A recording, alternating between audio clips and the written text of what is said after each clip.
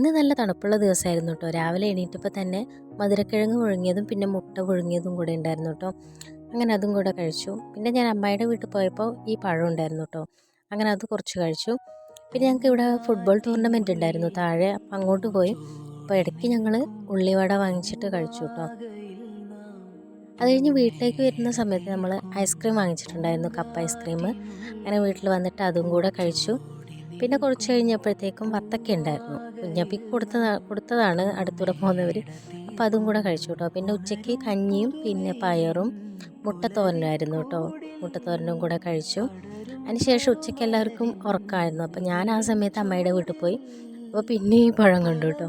അങ്ങനെ ഞാൻ അതും കൂടെ കഴിച്ചു. ഞാനങ്ങനെ കഴിക്കാറൊന്നുമില്ല, അതുകൊണ്ട് അങ്ങനെ കിട്ടിയപ്പോൾ നല്ലപോലെ കഴിച്ചു. പിന്നെ വൈകുന്നേരം ആയപ്പോൾ ഒരു ഉറക്കമൊക്കെ കഴിഞ്ഞിട്ട് കടയിൽ പോയി വരുമ്പോൾ ചോക്കോ ബാറും പിന്നെ റസ്ക്കും കൂടെ കഴിച്ചു കേട്ടോ. പിന്നെ രാത്രി ചോറും പയറും മീൻ പൊരിച്ചും കൂട്ടി